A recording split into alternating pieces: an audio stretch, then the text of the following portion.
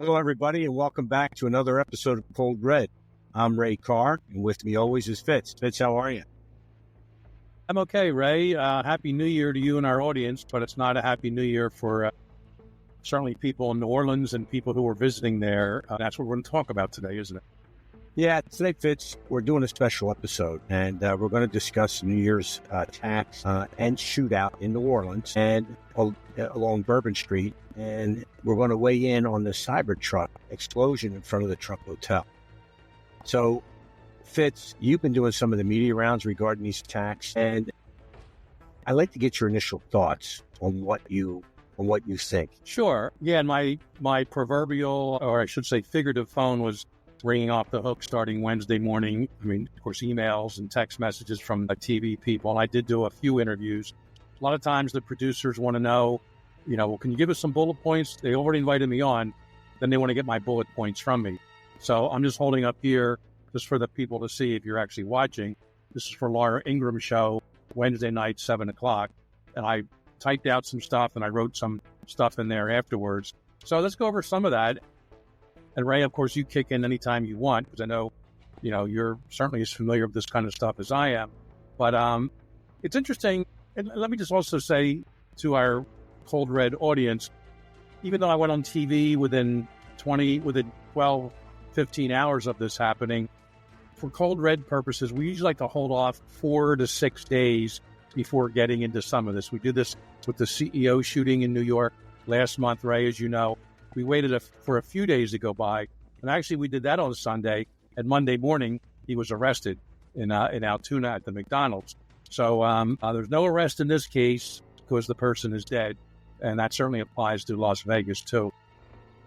So some of the bullet points I was going to, and I did discuss on Laura Ingram's show on Wednesday night, Chavez was actually the guest host, was what fascinated me about this was that the person not only drove his car into a crowd, and of course, Ray, as you know, we don't use names here of these killers, but the mass murderer drove his car into the crowd, killing a lot of innocent people, mostly young people. Then he got out and had a shootout with the police. They eventually took him down. And then they found some IEDs, improvised explosive devices, not only in his car, but further investigation showed that he had them in some kind of ice chest or ice coolers around different parts of New Orleans, I'm sure through surveillance cameras, whatever. The early word out was that he may have had accomplices, 2 men and a woman, but it seems like that's, at least the FBI has ruled that out. So my very first bullet point to the producer, and I mentioned it on the air that night, was that as important as putting everything else together in this case, I was sure that the investigators and what we would call the bomb squad, but certainly the bomb techs, they would first render safe the devices, but then look at them for their signatures. And I learned in the Unabomb case and in subsequent bombings after that bomb makers are very proud of what they do. And once they start building, they may alter their design a little bit, but as far as the wiring, as far as the explosive material, the detonators, the power sources, what kind of shrapnel they're using, that could be modified a little bit, but the basic designs are one and the same. So what was important to me early on to suggest for the investigators to do was to make sure that they looked at these devices and see that they were all made in the same way, following the same sort of format, same design, same developmental aspects to it. And there's also, Ray, as you know, databases that the FBI and the Bureau of Alcohol, Tobacco, Firearms, and Explosives has, so they can put in the schematic or the basic mechanisms of a new device, and they can search through all existing databases or through their database and all existing entries, and they can see if it matches up to some other device from a month ago, from a year ago, from 10 years ago in this country or even some other country. So I was hoping the investigators did that. And what I learned yesterday in the media, and not so much about the design of the IED, again, folks, improvised explosive device, but that the explosive material was highly unusual, even rare. I'm not even sure what it is yet. I'm not sure that information's been released, but it's rare. So I was glad to see the FBI or whatever lab was, in fact, deconstructing that device and hopefully comparing it to other devices. And if it looks like they're all made by the same person, it may be the guy, the murderer who was driving the car. But if they looked like they had sort of different signatures to them, and of course different fingerprints, DNA, that kind of material, that could mean he had help. And that's very important at this point in time. Did he have help, direct help to build these devices, or even indirect help, online or whatever, someone giving him instructions to how to make these things. So bombs can tell a lot about the personality of an individual. If it's one or more people, how sophisticated they are. And I'm sure that's what's being done right now at the FBI or ATF&E laboratory somewhere. And Ray, any Jim, input to that? Be my guest. Yeah, Jim, I guess I was a little concerned about the rushing out of information. Initially, this is not a terrorist attack. I'm not going to get into who said what or this or that. I don't think that's important. But people are so quick to rush to judge, to be the first one on the podium. Doesn't have to be accurate. They just want to say something. Here's my take on this, Jim.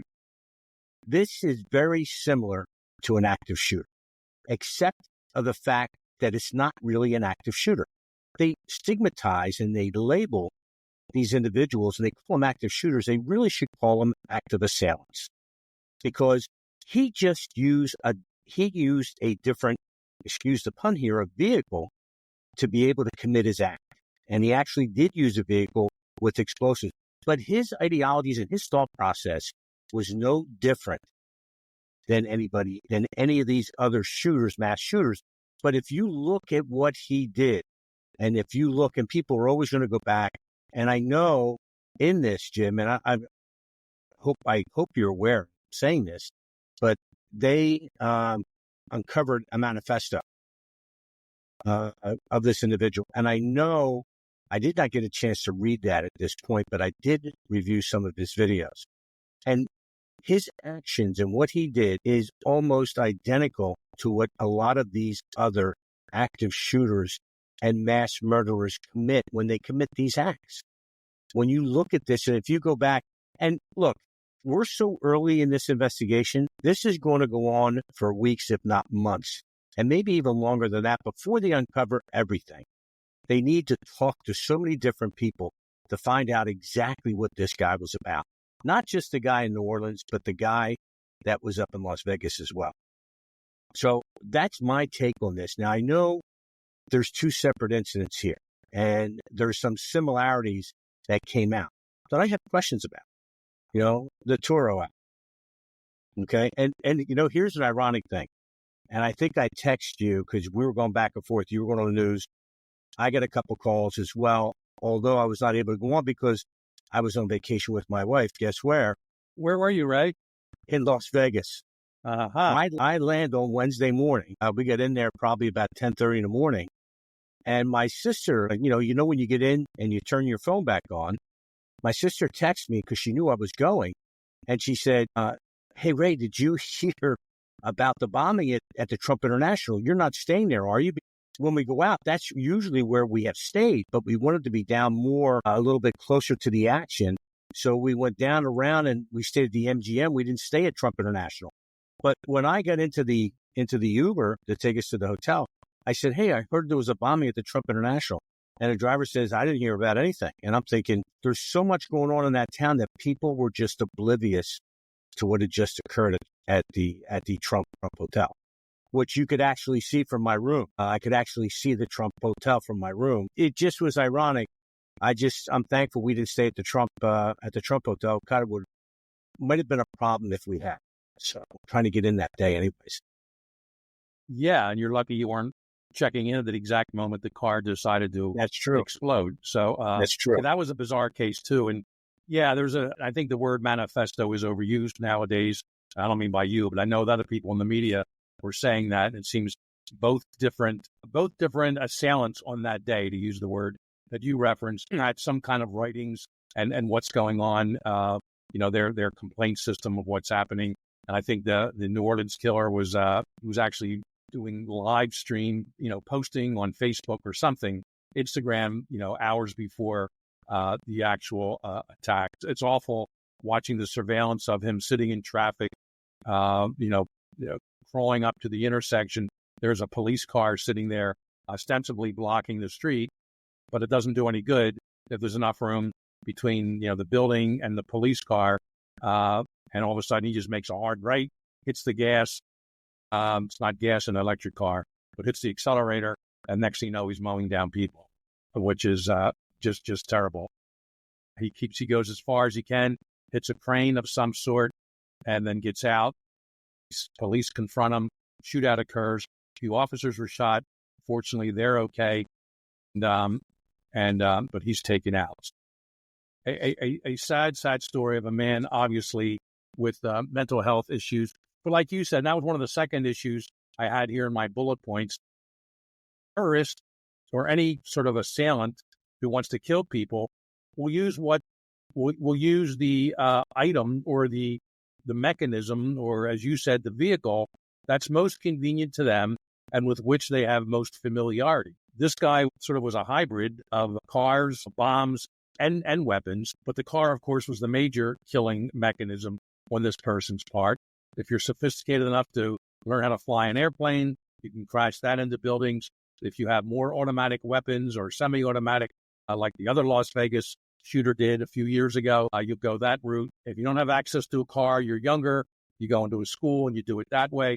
So a lot of these times, it's just what's convenient and what's most readily accessible, what's even affordable to the people who want to kill, that they utilize those devices to, in fact, follow through. So I will go to Las Vegas, though, and as soon as I heard it's a Tesla Cybertruck, I think they're called, Correct. Sitting in the front of the Trump Towers or Trump International Hotel, I said, all right, this guy, it doesn't have to be a profiler or a trained behavioral scientist to realize this guy is setting out a message somehow that he wants Trump and Musk to know that he has a problem with either them or what they represent, or to bring attraction, to some issue that's concerning him.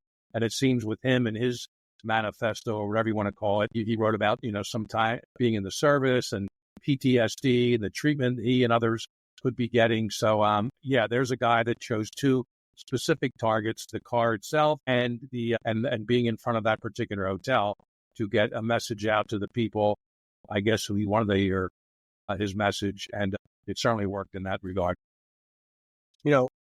Staying on the Las Vegas incident, I became aware of an email that surfaced from this individual that he sent out and he sent to people. And he complained in that email that he was being followed either by Homeland Security or the FBI, but they wouldn't approach him because they knew that he was heavily armed and would do what he had to do in order to evade them, should that become necessary. So, I'm not a psychologist, Jim, nor are you, and we don't pretend to be, but that's very similar where you're sending things out. It's almost like it's reaching a boiling point. And I know it's an overused term. If you see something, say something. But could both of these incidents have been prevented? And when you talk about each of these situations and you talk about the individual in New Orleans, and everybody says, we're stunned that he did this. You mean to tell me that there was no erratic behavior? And of course there was. The same goes with the individual in Las Vegas. There was erratic behavior, as is seen in the email of this individual, that he's definitely struggling. And nobody said anything. And this is the result, when you look at those things. So that's just another piece of this, Jim. Both are, Las Vegas was active duty military, a Green Beret. They're very selective. They put them through a lot of psychological testing, physical, mental. Yeah. And I believe they have, semi-annual psych evals they do on their people. Boy, somehow this guy is one that slipped through the net. The other guy, New Orleans, had been out for a while, for a number of years, and they'd have less contact with him. They were both at Fort Bragg for a while. I think now it's called Fort Liberty. What's going on? Ray, let me back up a little bit. About 10 years ago, when I was at the Academy Group Incorporated, you remember AGI? I do. It was a company in Manassas, Virginia, I went to after I retired. I write about this in my fourth book coming out soon. It was all a bunch of retired profilers, and we worked there as behavioralists. I did profiling work for the private sector and law enforcement, and forensic linguistic work. Ray, you were there a few times with us. You came to the office when you were about to retire. The company closed in 2017. But around 2015, we were contacted by an on-duty, active duty captain in the Army. He was a psychiatrist. And he kind of was a cold email, and he heard me do an interview, read something I wrote, whatever. And he said, hey, we have some issues with our current military people, some suicides and even homicidal ideation.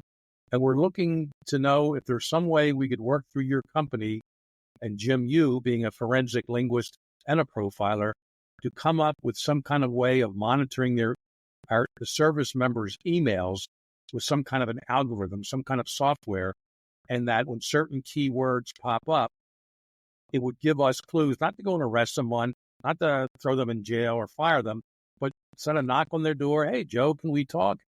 Sergeant so-and-so, how about we have a little conversation? And for about 6 months, while at the company, I put together a dictionary, a digital dictionary, if you will, and of about 500 words. And I'm going back and forth with this captain, and he really liked what we were doing. We were looking to get a grant to actually build this software program that would be embedded in all U.S. military emails. And by the way, folks, if you don't know this already, if you work for a company, you go to a school, certainly you're in the military, Ray. When you and I were in the FBI, the bosses can look at your emails anytime they want. That's right. You kind of signed an agreement early on that any emails you use, FBI.gov, USmilitary.gov, whatever it is, people can access it, or a software database can access it. And I always think to this day, and this what happened on New Year's Day reminded me that perhaps if some kind of a system like this was in place, there'd be a way to find some people who are struggling, who are using certain language, who are using certain buzzwords, keywords, and then we can get the psychological folks. We'll just stick with the military for now, to kind of knock on their doors, sit down and talk with them. This captain wound up getting transferred. I think he got a promotion. The new boss at his hospital, wasn't interested in this, and the program went away. So if there's any shrinks out there, Army or otherwise, military, contract people working with the military, keep us in mind. And I think this is something we could. Absolutely. Jim, I'd like to switch gears here. Not that we're going to change anything up, but there's some questions that have come in from our fan base. And I'd love to be able to approach some of those questions. And the first two questions kind of run into each other. The question is, both of the deceased subjects were trained at Fort Bragg. What is the significance behind the military base and both of these attacks? That's number one. And then the other one that kind of rolls right into that, should we be concerned about radicalization in the U.S. military? I think, should there be a concern about these guys training at the same facility? Not in and of itself, but I think that there are a lot of questions that have yet to be answered, that there's a lot of similarities. Is there a connection? I know the Bureau said, no, there is not. There's not a connection. But there may be something else that may have come. I mean, the Bureau also said in the beginning that it wasn't a terrorist attack, and then the license flag was found. But in reference to the radicalization, the potential for that in the U.S. military is a valid concern, at least in my eyes. Through the extent and the nature of the problem requires a nuanced understanding. So here's some of the things and why I think it's a concern. They have access to training and weapons. And I'm going to say this, and I'll jump off and then jump back, but this was a concern of ours with some military individuals when we were working gangs. And some of these individuals that were coming out of the military and joining up with gangs and teaching them military tactics and some of those things. So they have access to training and weapons. So they're highly trained, you have to understand, and they have access to weapons. And if they're radicalized individuals, it makes them uniquely dangerous. Okay? They have trust and authority because they held positions of public trust.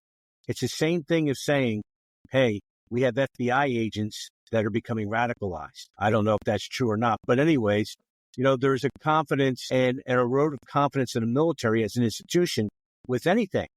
They have recruitment targets. Extremist groups always like to recruit current and former military members because of their expertise and because they're perceived to be very credible. And then when you look at a lot of these historical incidences, which I was looking at, when you look at someone like Timothy McVeigh, he was in Oklahoma City bomb. He was a Gulf War veteran. So this is not the first time that this has come down our alley, Jim. Sure. The Olympic bomber, 1996, Eric Rudolph, he was former military. We had the Fort Hood shooter. He was a medical doctor, and he shot up Fort Hood 10 or so years ago. And so, yeah, it's not the first time. Is it a chicken and egg scenario? Do they join the military because they want to get this training and then come out and do bad things with it? Or are they in the military and people recruit them and then they come out and do these bad things? Don't forget, there are millions and millions between people presently in the military and veterans that don't do this. We're talking 0.0001 of the people that react the way that we've had in the past week, but also in the not too distant past. So the grand scheme of things, the track record as well is pretty good in that regard. But I know there is also a suicide problem in the military, not to mention domestic abuse, things like that. And there should be some way to better identify and recognize people who are manifesting problems. Many times it comes out in their language, and it comes out in messages they're sending to other people, or certainly social media posts. And again, with that proposal I talked about with the Army captain 10 years ago, that could also be used for public posts on Instagram, Facebook, TikTok, whatever. If it's public, there's no real First Amendment issue there. So yeah, it's also I don't want to jump on yet the military and our military members, which I still think is the greatest in the world. I don't know what recruiting's been like in the last 5 or 10 years. I know, like with law enforcement, their numbers are down, and maybe they're not getting some of the people that they used to before, the caliber of people. I don't know, but there really has to be a more stringent system put into play where we can identify these people, whether they're active duty, like Las Vegas was, or out, 5 or so years before that, like New Orleans was. So all kinds of issues there. And chicken and egg, who knows, was the person prone to be radicalized and it happened? Or did they go looking for someone to radicalize them? I don't know. When the psychological autopsy is done, certainly of the New Orleans killer, we may find out more about that. Did he have any kind of a mentor or advisor here in the States? Was it strictly overseas? Did he get his bomb-making abilities off the dark web? These are all things that will be determined before long. You make a good point, and I don't want to pigeonhole the military, but radicalization in the military is just not a military issue. It's a reflection of what our society is. And it often reflects a broader trend of polarization and extremism right within our own country. So we need to look at what the root causes of this is if we're going to prevent this in the long term. And I think ongoing vigilance, robust policies, and we need to support those people, as you said earlier, Jim, reference to suicidal, those at-risk personnel. And that's the key to mitigating risk and radicalization, not just in the military, but in society itself. You're right. And we know these people in the pathway to violence, there will be some kind of leakage, but there also will be a lot of research done. There's all people have done these studies, and there's all kinds of categorization of people before they act out, what they do. And I have a feeling the New Orleans killer was influenced by what happened in Germany on December 21st, when a medical doctor there, born in Saudi Arabia, living in Germany, he got into his car, or a car, and he drove it through a beautiful Christmas village, killing at least 5 people, injuring many more. And I can only guess that the New Orleans killer looked into that case very well. Someone with a Middle Eastern background in Germany, this guy sort of adopting those particular traits through radicalization, even though he was born in Texas. And he goes and does essentially the same thing, but he ups the ante with having high-powered weapons in the car, as well as IEDs. So, and there are probably people out there that will look at the most recent cases I want to emulate them. No one does anything all that original out here anymore. They're always borrowing from others and their tactics and their writings and their belief systems. And it's up to others out there. When you see this stuff, when you have a friend, a neighbor, a loved one, a colleague, a partner, whatever, who is going into some deep rabbit hole and really being focused on this stuff, the leakage is there, folks. The indicators will be there. This person will become obsessed. They will become so detail-oriented. They will alter their work schedule, their school schedule, their social schedule, because they're looking to do something. They'll start dressing in, military camos or, camouflage type clothing, or making strange purchases from places they've never bought from before. When those things are happening, folks, give the local police or FBI a call. Like Ray said early on, see something, say something, and a knock on the door sometimes by law enforcement, just talking to someone, can mitigate many of these situations, either just by calming the person down, removing certain weaponry or dangerous items from the house, or maybe even arresting them, getting them some kind of mental health assistance. That could be a factor too. Let's go on to our next question, Jim, from this point. And the next question is, can we expect similar ISIS attacks in the future? Now, when you think of ISIS, you're thinking of a ground war, or you're thinking, but really many attacks that are linked to ISIS in the past have been mostly lone attacks. And they're inspired by the group's ideology, like the one in New Orleans, rather than directly coordinated by ISIS, if that makes sense. U.S. agencies, that's the biggest challenge to the FBI and some of the other agencies, is to monitor and disrupt these plots. And I always said, people ask me about this, and I always say, I take this as kind of like being an NHL goalie. You make all these saves and nobody ever says a word about it, but let one goal get in and everybody's raising holy cane about this. ISIS doesn't really have any territorial control at this point. Its focus has shifted to online propaganda, where they're radicalizing and they're trying to get individuals to act independently. And that's a lot of things that are happening here, Jim, in reference, what I see in reference to that question. Your thoughts? Yeah, and Ray, you kind of answered for me what I've been saying for about 10 years now, including on Cold Red. You used the term early on, lone wolf, but you since then explained it. And I've said, going on 10 or 15 years now, there really are no more lone wolf killers out there. Ted Kaczynski, the Unabomber, is probably the last one, because he literally lived in a cabin, no electricity, no internet, nothing. Everyone today has access to the internet.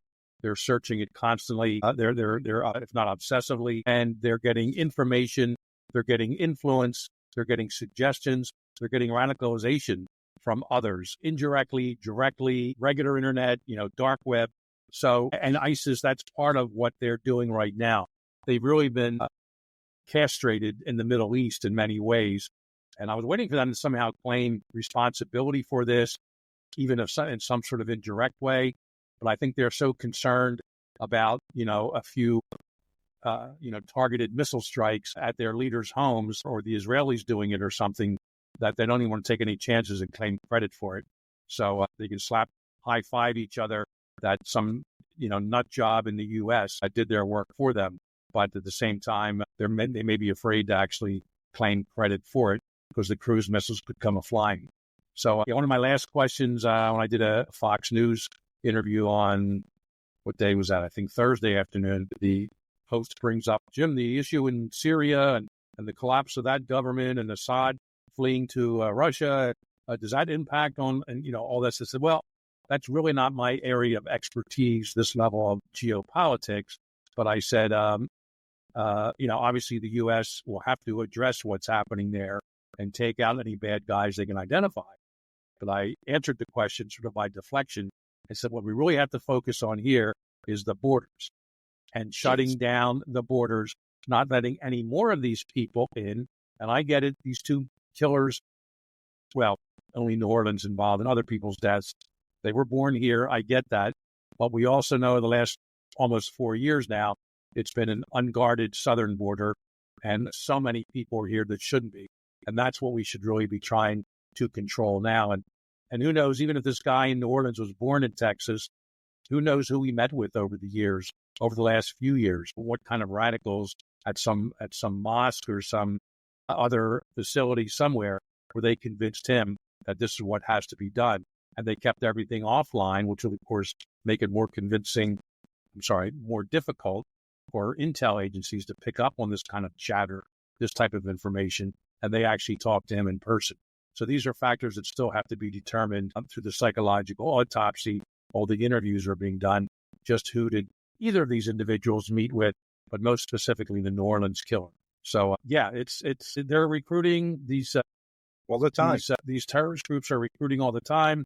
They look for younger people who they feel are more malleable, but they find someone with some sort of mental health issues, which no doubt both of these people had. These were suicide missions for both. They had to know they weren't coming out alive. So there's always mental health issues in that regard to one degree or another. And the question is getting it diagnosed, getting it treated beforehand, and trying for others to identify these people beforehand, certainly the ones expressing violent ideation who want to hurt people, if not themselves. Just to wrap that question, and I want to tell the person that sent that question, while the risk cannot be entirely eliminated, you can, through robust prevention strategies, community engagement, cybersecurity, and intelligence sharing between agencies, mitigate a lot of these threats. But it's not a cure-all. And that's what everybody has to realize. We just do this and then it takes care of it. And that's not the way it works. The next question was, what was the motive behind the Las Vegas? Jim, what do you think? I didn't get too much into depth into what has been released from that guy's quote-unquote manifesto. I understand he was complaining about his own PTSD, post-traumatic stress disorder, and others, and how the military is not set up or not as amenable to treatments in that regard. And this was a way of sending some sort of a message. That's at least part of what I understand was this person's problem. No doubt there are other more deep-rooted psychological, if not personal issues, but that was at least part of, from what I understand, this person is doing. And instead of reaching out and trying to get help, they blow themselves up, and they could have taken other people out. Fortunately, that wasn't the case here. Ray, is there more of what you're aware? Well, I understand that he was suffering from a mental health issue, PTSD. So I think when you look at motive, I think people are asking what made him do this. And I think it's a combination of a couple different things. I think he had personal grievances that he developed. And I always talk about that pathway to violence, where there's a grievance and an ideation, and they start researching what they want to do and how they're going to alleviate that and solve the problem. And that's where the mental health comes in. And then there's probably, in this case, a political dissatisfaction somewhere because it took place right in front of Trump Tower with Elon Musk. So the other thing could be it was a desire for attention. He kind of described in things he wrote that it was a wake-up call, believing that he felt that he needed to do this in order to draw attention to his grievance potential. That's what I see a little bit. When you look at that and you look at some of the investigative findings and what they said, hey, look, he had no terrorist affiliation. I mean, after all, he's a Green Bay. He's a Green Beret. He's still in the military. And they said they really didn't see any connection to the New Orleans attack. But I wouldn't say there's a definitive link, but I don't think you should close that door yet. I think it's too early in this investigation to do that. But I think when you look at some of the broader implications here, Jim, is the mental health support for our veterans. I mean, we got 2 veterans here that were really struggling. And the motivations, they're complex. And it's going to be months before we figure this out, if they even let the public know. That's the biggest thing. You look and you say, what are the motivations? And then guess what? People forget about it. We're still trying to figure out what the motivations were for the 2 assassination attempts on our president, Donald Trump. We still don't know what they are. And then security measures, the use of a rented vehicle and the readily available materials in order to create these explosive devices. That raises concerns about that I have. And then you have the accessibility to be able to make such attacks with these types of individuals. That's what concerns me a little bit about these guys. I just think that the investigation is going to continue. They're going to continue to find out things that the individual in Vegas probably acted alone because of how it kind of accumulated, but it was driven by a combination of his personal distress and his ideological beliefs, whatever they may be, which we don't know at this point. Yeah, that'll all kick in at some point. It's a stew of different types of elements in their personal lives and professional lives and emotional and spiritual and ideological all coming together here, that they felt the only way to resolve it was to kill themselves and kill others, usually killing others first and then killing themselves, or suicide by cop in the New Orleans case. But Ray, just wrapping up some things here. You brought it up earlier, and we don't have to get into this, but it was very distressing, the first press conference, New Year's Day, when an FBI assistant special agent in charge out of New Orleans felt for some reason just to stand up and say, this is not a terrorist event. It's not even an attack event. Then the mayor stands up, the mayor of New Orleans, like within 5 minutes, contradicts her and says, yeah, this was a terrorist attack. And of course, it was. And I'll leave it at this. We don't get into politics much here, Ray, on Cold Red. But I think in the last 3 to 4 years, the FBI investigated a lot of different people other than violent terrorists. And a lot of people went to jail or went to trial for maybe stating their piece or doing arguably some First Amendment issues. I hope when the new director takes over in about 2.5 weeks from now, that the FBI's priorities change and they're back looking for truly the bad guys and not people who maybe just agree with some DOJ or President White House people in their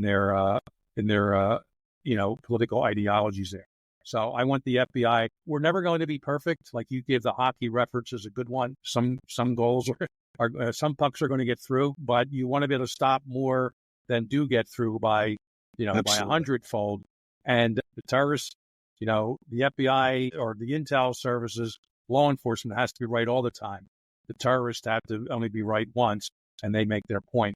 So I just hope this new FBI leadership gets us back looking for truly bad guys and not worrying so much about the grandmoms and grandpops who may have showed up at a school board meeting or a Catholic church conference of some sort. So let's hope that's the case there. So any more questions from our... Yeah, there's actually 2 more, Jim. Let's do them real quick. We'll try and do them real quick. One is said, what can be said about both of the suspects on New Year's Day and the homemade bombs and intentions?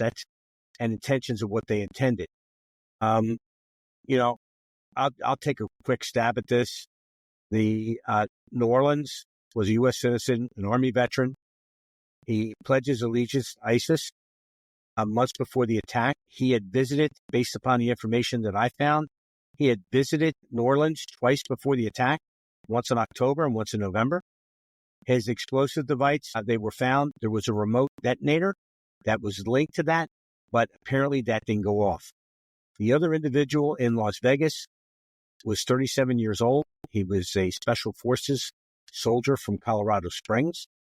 He rented a Tesla Cybertruck. He loaded with gas canisters and fireworks, and before he exploded it, he actually had a self-inflicted gunshot wound to the head. He did that. He suffered from PTSD. Letters found on his phone express his personal and political grievance, describing the explosion as a wake-up call for the country's ills. So the only connection between these two, where they were both Army veterans, they rented vehicles through Turo, and while they actually trained at the same military base, there was nothing that they could find that established a relationship between the both of them. That's what we know as of this date, about 6 days after the event, or 5 days after the event. More will be learned. I'd be surprised if there's any connection at all between the two of them. Can't be ruled out. But they coincidentally picked the same day to undertake their violent activities. They happen to be Army or Army vets. But I think other than that, we'll see they came in from completely different perspectives. The one nexus, the one common ground, diagnosable mental health conditions, whatever they are. Schizophrenia, certainly Paranoia, personality disorders, paranoia, and others. And that's what's going to be determined here. They were off their meds. They skipped out on therapy. And not everyone who goes off their meds or skips on therapy is going to go and kill people and blow things up. But somewhere in their brains, their synapses says, this is how we handle the problems from which we're suffering and also the problems of the world. And they think that works, but it doesn't, quite frankly. The last question, Jim. Should crowded events in the U.S. be avoided at this point? To me, that's exactly what they want. They want you to avoid this. They want to control you through fear. Now, why these recent incidences on New Year's Day, they should heighten your concerns about safety at crowded events in the U.S., but no way should you say, I'm not going to go to these anymore.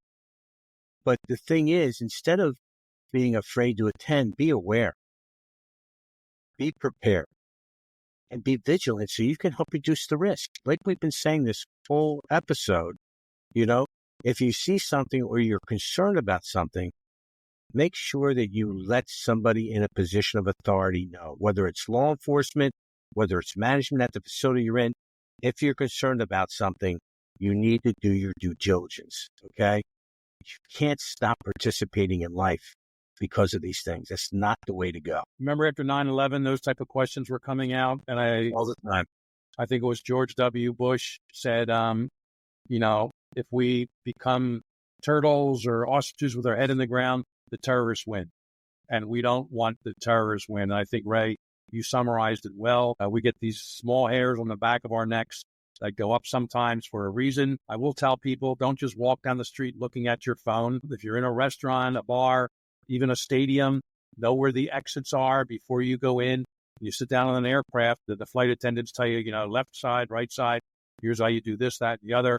Well, just look around and get your own sort of battle plan set up. Say, hey, if things go to hell and bullets are flying or someone's running through the crowd with a device, know which way to go to egress the place most safely. I would never tell anyone not to go somewhere. I'll tell you what, if you're riding the subways nowadays in New York, these may not be terrorist events. Keep your back to the wall. Don't be looking at your phone. If someone comes up next to you and gets too close, they're probably not there because they like you. I know that we're not talking about terrorism there, common sense survival methods. But don't let the terrorists win. We still got to live our lives, and law enforcement will do the best they can. I think it's going to get even better starting in a few weeks in this country in that regard. But we'll say it one last time here.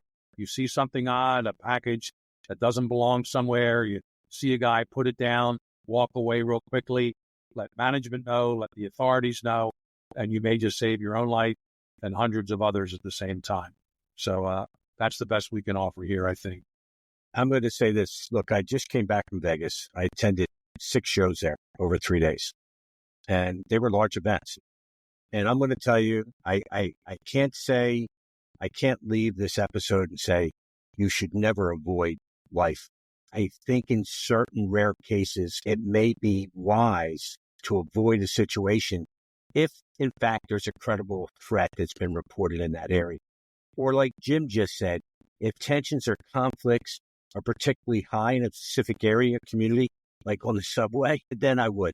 But ultimately, if you stay informed and you practice situational awareness, you should be able to safely attend these events at the same time, minimizing your risk. And parents, if you're listening and you have young kids, teenagers, they're focused in a whole different thing. And Ray, you and I were there, and we had our own kids who were teenagers. You have to impress this upon them too.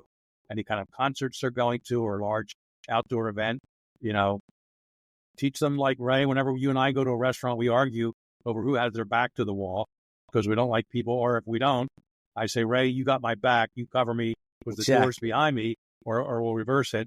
But if you keep your back to the wall, do that, and know where the regular entrance is, but also, other entrances or exits, even through a kitchen if you have to go to. Look at something on the table.